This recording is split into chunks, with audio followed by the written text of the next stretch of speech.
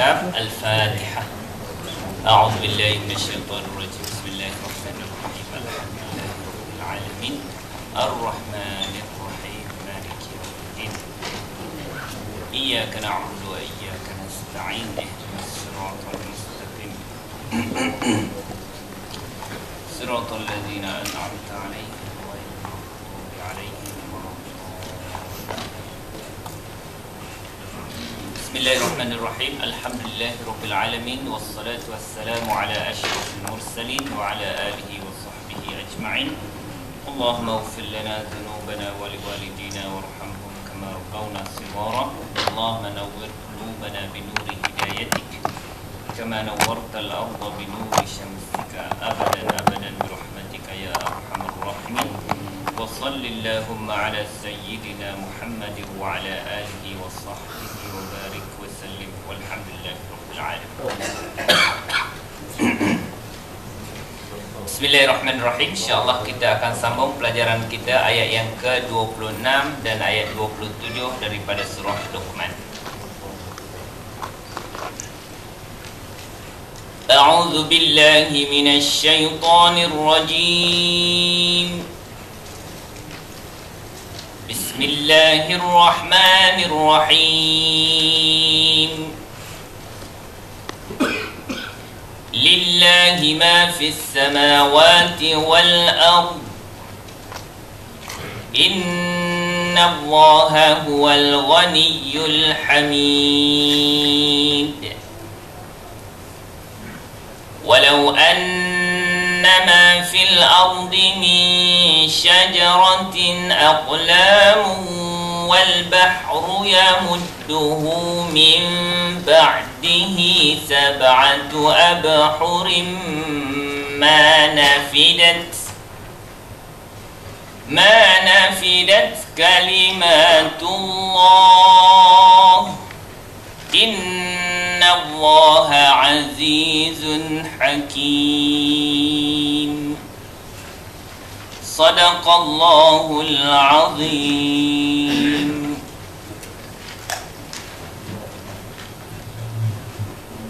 Okay, kita tengok ayat yang ke-26 dulu. Kita keluarkan perkataan isim dan harf yang popular dan juga perkataan yang telah kita biasa gunakan. Yang pertama, lillahi, dua perkataan. Apa maknanya? Bagi Allah. Lagi? Untuk kepunyaan. Kepunyaan Allah. Li ahjar. Ma isim. Isim mausul. Fi di dalam as-samawat, langit. Jamak kepada as-sama.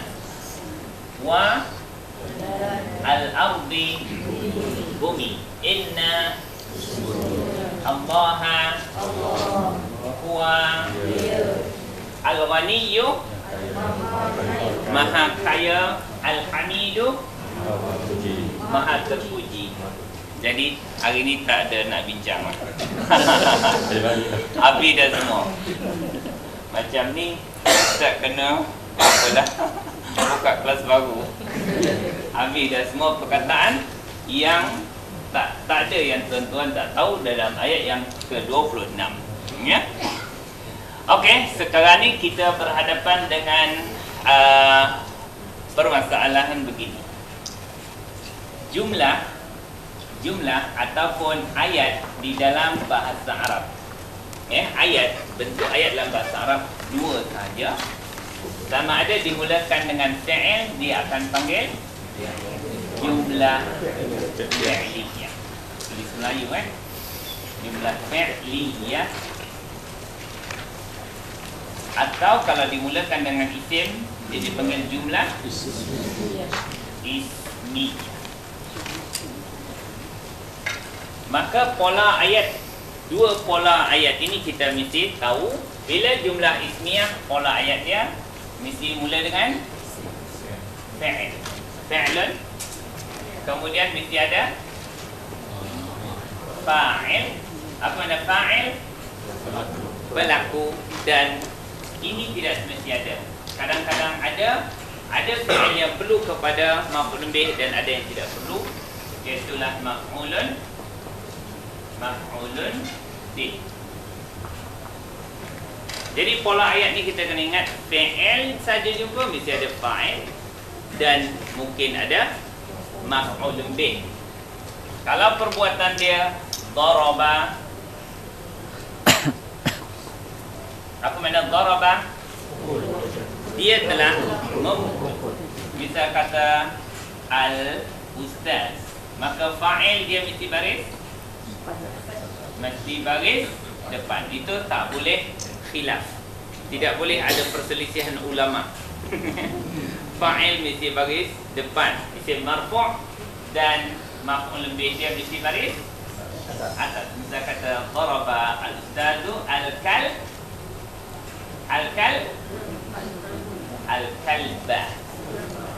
Kita tak boleh tanwinkan kalban sebab ada alif lam. Maf'ul bih mesti baris atas, fa'il mesti baris depan. Okey. Ini pola ayat untuk jumlah fi'liyah, fi'il, fa'il, maf'ul bih. Ada yang fi'il tidak perlu kepada maf'ul bih. Contohnya jalasa. Makna apa jalasa? Duduk. Dia telah duduk. Ini siapa di sini? Al-ustazu. Tetap bagi depan, tapi dia tidak perlu maf'ul bih, dia perlu harf jar ala. Di atas al-kursi.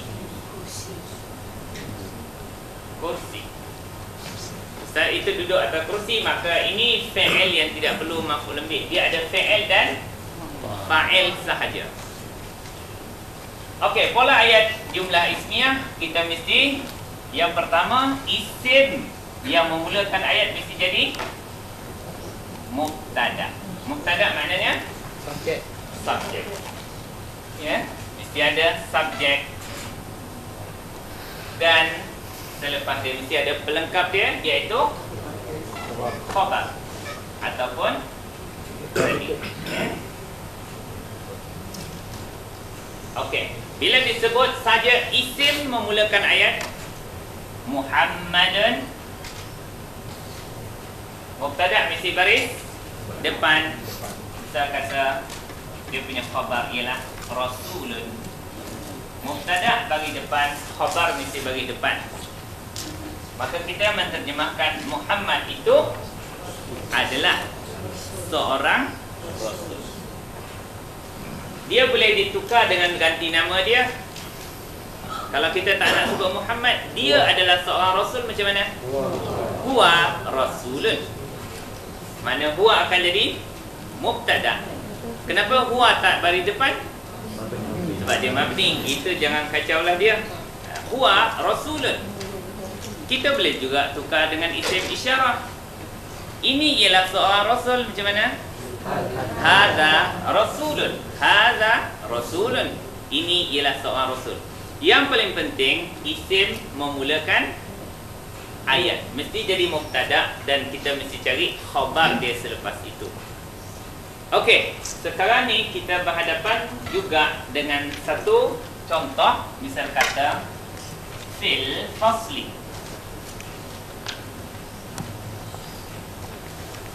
Apa makna fil fasli? Di dalam kelas itu. Maka ayat itu dimulakan dengan apa? Harf jar. Okey. Maknanya dia tidak ada jumlah harfiah. Jumlah ayat dimulakan dengan harf tidak termasuk. Dia ada dua saja dalam bahasa Arab, sama ada ayat dimula dengan fi'il, jumlah fi'liyah, ataupun dimulakan dengan isim, maka dia jumlah ismiyah. Sekiranya ayat itu dimulakan dengan harf jar, maka dia dikira jumlah ismiyah. Sebabnya dia punya mubtada'nya diapakan tuan-tuan? Dilewatkan atau dikemudiankan. Kita kata fil fasli Muhammadun. Sama maknanya Muhammadun fil fasli. Muhammadun fil fasli. Di dalam kelas itu ada Muhammad. Atau Muhammadun fil fasli Muhammad itu ada dalam kelas, tetapi dia ini tetap akan menjadi mubtada. Dikira jumlah ismiyah dengan mengandaikan kita terbalikkan dia. Okey tuan-tuan, ini bentuk-bentuk ayat dalam bahasa Arab sama ada fi'liyah ataupun ismiyah. Jumlah fi'liyah ya tuan-tuan ingatlah macam ni.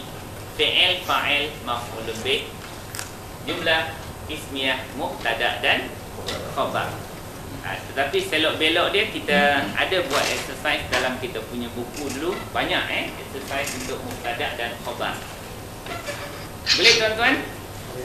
Boleh. Pelajaran simpulan saja menyimpulkan pelajaran tuan-tuan yang dulu. Sekarang ni kita berhadapan dengan ayat yang dimulakan dengan apa? Li haraf jar. Dengan formula ini tuan-tuan boleh pegang dah. Apabila ayat dimulakan dengan haraf jar, fi dengan haraf jar dan isim yang selepas dia mesti jadi jumlah ismiyah. Mana mubtada ada di sini? Ini mubtada yang ni fil fasli jadi khabar. Ni dipanggil khabar apa? Muqaddam. Ya. Khabarnya dicepatkan, mubtada'nya dilewatkan, dikemudiankan. Kalau di sini mana dia punya khabar muqaddam? Khabar predikat dia mana? Fil fasli maknanya lillahi. Inilah khabarnya. Khabar yang dikedepankan. Okey, kalau kita dah macam ni, ini adalah khabar Ini mubtada, dia terbalik. Sepatutnya mubtada dulu, lepas tu baru khabar. Tapi kalau dimulakan dengan huruf jar, mubtada dia atau subjek dikebelakangkan, khabar dikedepankan. Jadi lillah jadi apa semua? Dia akan jadi khabar muqaddam, iaitu subjek yang dikedepankan. Cuba terjemah lillahi, kepunyaan Allah mesti adalah.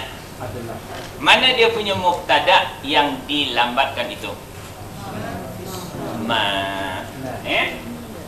Mubtada sepatutnya baris apa mubtada? Depan. Kenapa dia tak bagi depan? Dia mabni. Isim mausul semua mabni. Jadi tak ada hal lah. Jadi ini dipanggil mubtada. Mubtada apa tuan-tuan? Mu'akhkhar. Mubtada yang dilewatkan, maka yang ini dipanggil khabar muqaddam. Ingat dia muqaddam yang kita belajar tu. Rasanya semua kita ni belajar muqaddam kecuali Abdul Hanan lah. Dia belajar apa? Iqra. Ikut kaedah Iqra kita kebanyakan semua kaedah muqaddam Okey, kalau kita nak terjemahkan lillahi makna lillah kepunyaan Allah adalah apa ya? Orang Arab kata ma saja mubtada dia. Tetapi ma ni isim apa? Isim mausul. Isim mausul tidak boleh berdiri sendiri. Apa yang dia mesti berjangkit. Apa yang fi di as-samawat wal ardi dan bumi. Dah lah. Ayat tu sempurna. Tanda dia jim. Ada tanda jim? Maka jim maknanya jaiz. Ma makna jaiz? Harus. Makna kita harus berhenti di sini kerana ayat itu sudah sempurna, dan harus kita nak terus kerana ayat yang selepas itu juga berkaitan. Jadi harus berhenti, harus sambung. Jadi bila kita sebut ma, dia tak akan selesai. Sebab apa yang di langit dan ni waw pun tak boleh nak selesai. Sebab ini waw apa dipanggil? Waw ataf. Ni waw sambung. Selepas waw ataf dipanggil ma'tuf. Selepas waw ataf dipanggil ma'tuf. Ma'tuf ni baris apa? Dia bukan baris bawah, dia hanya mengikut baris sebelumnya. Contoh dia al-ardi kerana dia mengikut garis. As-samawati. As-samawati bagi bawah sebab apa? Selepas harf jar, maka dia pun ikut garis bawah. Kalau as-samawatu wal ardu.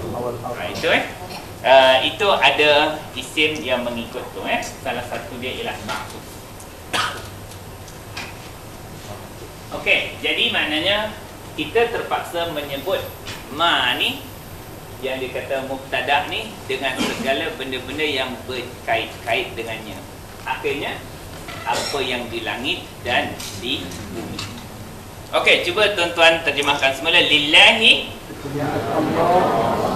ma adalah apa yang fis samawati di langit-langit wal ardi dan di bumi. Bila Allah mulakan dengan harf jar, bermakna Allah nak tekankan kepunyaan. Kalau kita tanya, siapa punya apa yang di langit dan di bumi? Maka kita jawab, kepunyaan Allah ialah apa yang di langit. Yang kita nak tekan tu kepunyaan. Kalau kita tanya, apa yang di langit dan di bumi kepunyaan siapa? Maka kita jawab terbalik. Apa yang di langit dan di bumi, ma fis samawati wal ardi lillahi. Maka kita nak tekankan mana yang Allah. Ya?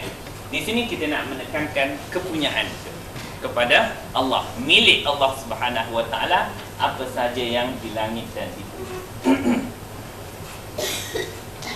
Okey, tuan-tuan dan puan-puan, seterusnya kita masuk ayat inna. Sesungguhnya dia haraf apa? Haraf taukid. Taukid itu dari segi fungsi makna. Apa makna fungsi maknanya? Taukid menegaskan. Tapi dari segi fungsi barisnya dia dipanggil haraf nasab kerana dia akan membariskan isim yang selepas itu. Maka isim yang berbaris di atas itu dipanggil isim apa? Isim inna. Dia adalah daripada ayat mubtada khabar lah. Dari segi fungsi makna dia dipanggil haraf taukid. Dari segi fungsi baris dia dipanggil haraf nasab, menasabkan isim Okay. Kita tengok dia adalah itu jumlah ismiyah ke jumlah fi'liyah ke? Ismiyah kerana apa? Dimulakan dengan isim. Sebab haraf tidak dikira Haraf tidak dikira. Dia tidak ada jumlah harfiah. Tak ada. Jadi maknanya dia asalnya dia adalah jumlah mubtada dan khabar. Allahu al-ghani. Allahu ghaniyyun. Allahu ghaniyyun itu mubtada dan khabar. Apa makna Allahu ghaniyyun? Allah itu adalah maha kaya. Bila kita masukkan inna, maknanya sesungguhnya Allah akan jadi baris atas. Maka asalnya mubtada khabar. Dua-dua ni mesti baris depan. Allahu ghaniyyun. Allahu al-ghaniyyu.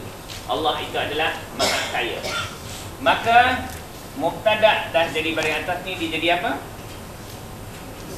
Isim inna. Isim inna mesti baris di atas.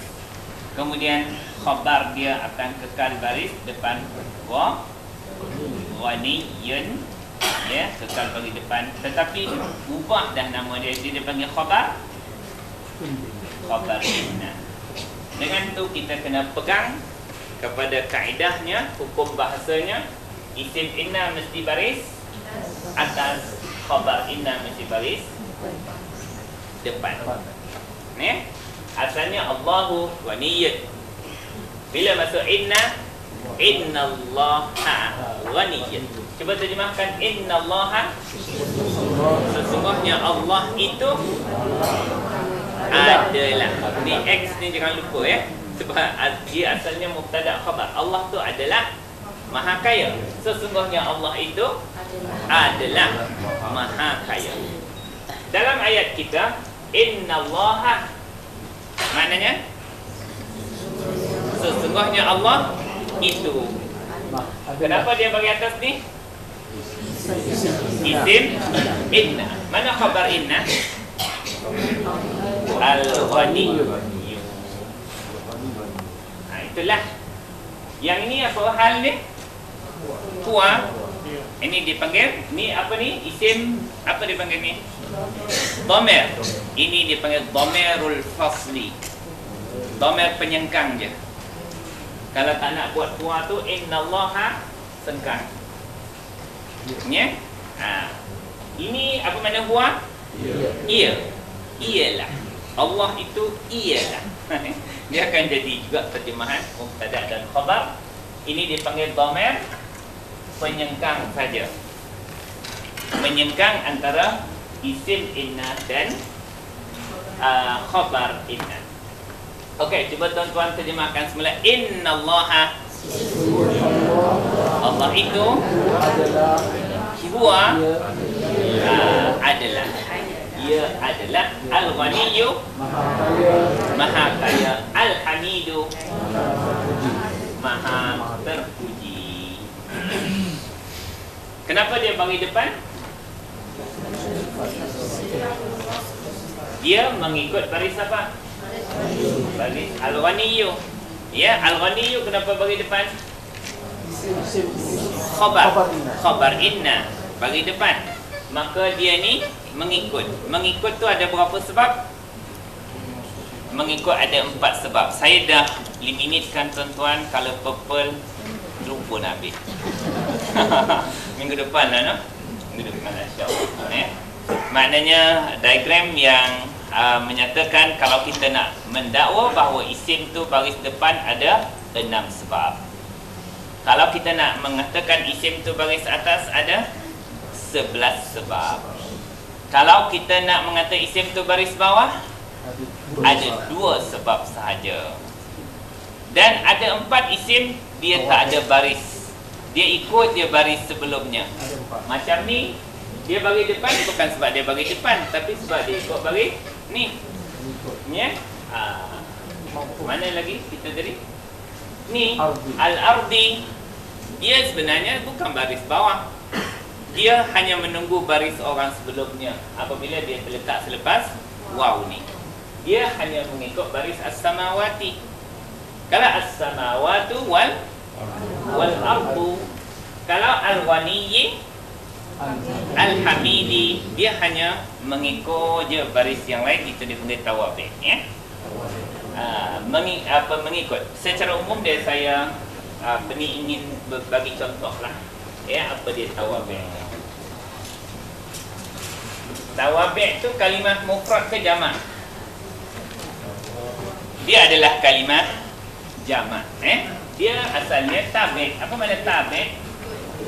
Yang mengikut. Yang mengikut. Jamak dia ialah tawabi'. Ya, tawabi'. Itu jamak dia. Ada 4 isim. Ini isim, ya. Perbincangan isim yang dia mengikut baris sebelumnya. Okey, yang senang dia itulah perkataan al-ghaniyyu. Dia bagi depan. Lepas tu sifat dia al-hamidu. Maka yang pertama yang mengikut di sini ialah dipanggil apa ni? Sifat. Maka ini dipanggil sifat. Dia mengikut. Yang sebelum sifatnya dia mengikut baris apa? Mausuf. Apa makna mausuf? Yang disifatkan. Yang disifatkannya ialah Allah yang maha kaya. Apa lagi satu sifatnya? Al-hamid. Sebab dia bagi depan, dia pun ikut bagi depan lah. Yang kedua kita ambil contoh dalam Quran sini, iaitu apa dipanggil itu selepas waw ataf? Ma'tuf. Ma'tuf. Tulis Melayu je tuan-tuan, ya.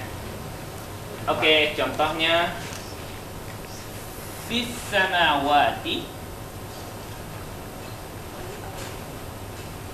Kenapa dia bagi bawah? Selepas harf jar, ya. Okey, wa. Ni waw apa dipanggil? Waw haraf ataf. Ataf. Selepas waw ataf dipanggil apa? Ma'tuf. Wal ardi. Dia ikut baris sebelum tu. Ini dipanggil ma'tuf. Sebelum waw ataf ni dipanggil apa? Kalau tuan-tuan nak istilah dia boleh lah. Tapi janganlah main sangat istilah. Nak istilah dia boleh juga. Ma'tufun alaihi. Jangan karam dengan istilah lah. Mana sebelum haraf ataf lah, senang. Dia ikut baris yang sebelum haraf ataf tu. Kalau sebelum haraf ataf bagi bawah, maka dia akan ikut baris bawah. Okey, itu yang kedua. Ini dipanggil apa ni tuan-tuan? Selepas waw ataf? Ma'tuf. Di langit-langit dan di bumi. Selepas waw ataf diikut dia baris sebelumnya. Sifat dia mengikut baris mausufnya. Okey, seterusnya yang ketiga. Isim yang mengikut. Masih bincang isim tuan-tuan Tuan-tuan jangan pergi ke fi'il ataupun harf. Ini perbincangan isim yang mengikut baris sebelumnya. Apa yang ketiga? Sifat ma'tuf. Yang ketiga, katalah badal. Taukid. Badal ke taukid ke boleh. Badal iaitu apa makna badal? Ganti, maknanya benda yang sama. Okey, misal kata kita ja'a. Apa makna ja'a? Datang, telah datang. Siapakah fa'il dia di sini? Cuba tuan-tuan bariskan. Nabi. An-Nabi. Bariskan. Fa'il bagi apa tadi? Ja'a Nabi. Baris depan. Bagi kalau depan ja'an Nabi. Okey. Telah datang An-Nabiyyu. Nabi itu. Tapi kita nak sebut nama dia, iaitu Nabi yang sama tu. An-Nabiyyu bisa kata Muhammad. Ini dia panggil badal. Benda yang sama. Nabi itu, macam mana terjemah badal? Ya itu. Telah datang Nabi itu. Ya itu yang bernama Muhammad. Dia bagi depan. Sebab apa dia bagi depan ni? Sebab dia fa'il. Maka Muhammadun pun ikutlah baris depan. Kalau sebelum dia haraf jar, lin nabiyyi Muhammadin. Dia yang paling penting dia bukan ikut baris dia. Tak semestinya sama macam ni. Alif lam ke tak wajib sama. Dia yang paling penting baris dia sama, mengikut. Kalau contohnya ra'aitu fil manam, aku melihat di dalam mimpi an-nabi, maf'ul lebih an-nabiyya, maf'ul lebih bagi atas. Jadi an-nabiyya Muhammadan sallallahu alaihi wasallam.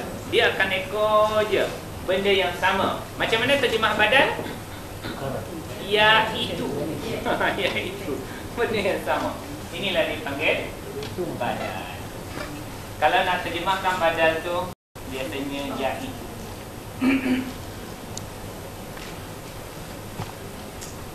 Okey tak tuan-tuan dan perempuan?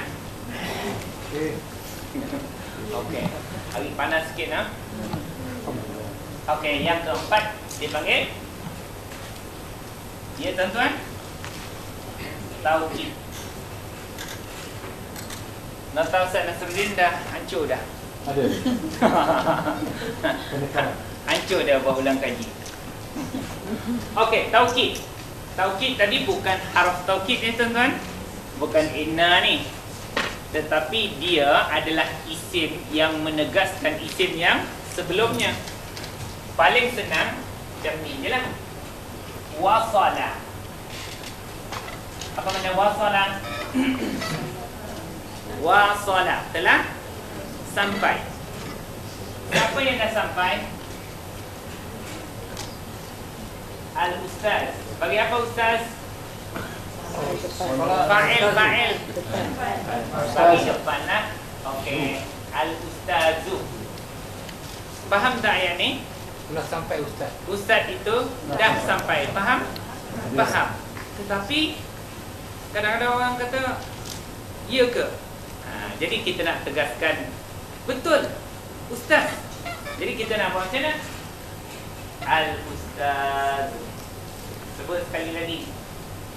10 kali pun sebut boleh, tapi mesti ikut baris tu. Al-ustazu. Ustaz tu dah sampai. Ustaz tu. Sebutlah berapa kali nak. Jadi makna perkataan yang sama diulang-ulang itu adalah contoh. Dia panggil taukid, ya. Taukid bagi apa? Bukan mengikut. Persoalan dia mengikut. Sebab dia mengikut baris fa'il. Fa'il baris depan, dia pun ikutlah. Kalau sebelum dia harf jar al-ustazi, jadi al-ustaz.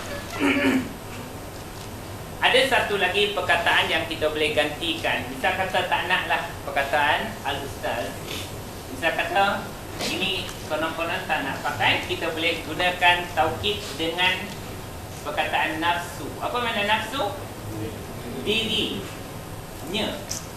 Nafsu. Ja'al ustazu nafsuhu. Ustaz tu dah datang, dirinya sendiri datang. Memang batang tubuh dia datang, bukan korin dia. Maknanya kita nak menegaskan nafsu makna tu diri dia. Dia bagi depan ni sebab ikut dia baris depan. Terpulang kalau kita nak kata wasala al-ustazu al-ustaz. Ini dipanggil tauhid. Ataupun kita nak tukar perkataan tu ja'al ustazu nafsuhu.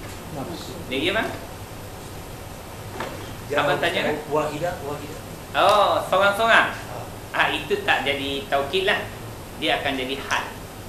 Dia datang seorang-seorang. Ja'al ustazu wahdahu. Dia akan jadi hal. Makna ustaz tu telah datang dalam keadaan berseorangan. Yang ini kita nak gunanya menegaskan ustaz itu telah datang, dirinya betul. Itu menegaskan batang tubuh dia yang datang. Ada 4 jenis isim yang dipanggil tawabi' ataupun mengikut. Pertama sifat, kedua maktuf, contoh dah ada dalam ayat yang kita bincangkan. Ketiga badal, dan yang keempat taukid. Antara badal dalam surah Fatihah lah. Ya, surah Fatihah tu banyak badal. Siapa abang yang biasa tanya Fatihah? Tak datang. Saya kata alhamdulillahi rabbil alamin. Alhamdulillahi. Kenapa Allahi? Bagi bawah. Alhamdulillahi. Li harf jar kan? Lepas harf jar baris bawah kan? Tapi kenapa Rabbi bagi bawah? Itu mengikut baris Allahi. Badal. Segala pujian adalah untuk Allah. Siapa Allah tu? Iaitu Tuhan sekalian alam. Itu dia kan? Itu badal tu. Lepas tu kita bariskan bawah lagi.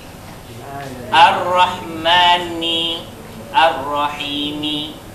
Sama ada kita nak katakan iaitu badal ataupun sifat, boleh juga. Selepas tu tuan-tuan bariskan bawah lagi. Maliki. Kenapa Maliki? Kenapa tak Maliku? Dia mengikut baris tadi. Lillahi Rabbi Ar-Rahmani Ar-Rahimi Maliki. Tuhan yang maha pemurah lagi maha penyayang tu siapa? Iaitu ya Raja kepada hari agama. Itu semua badal. Dah sempurna dah ayat yang atas. Ialah dia badal, makna dia nak menyatakan lagi iaitu. Banyak daripada Allah Rabbil Alamin Ar-Rahmanir Rahim Maliki. Tu kan? Dia mengikut ibarat itu. Dah masuk isyak dah. Risau kan nampak kan? Ya, orang beriman ni risau kan? Baguslah tuan-tuan. Kita tangguh dulu majlis. Subhanakallahumma wa bihamdika asyhadu an la ilaha illa anta astaghfiruka wa atubu ilaik. Wal 'asri innal insana lafi khusr illa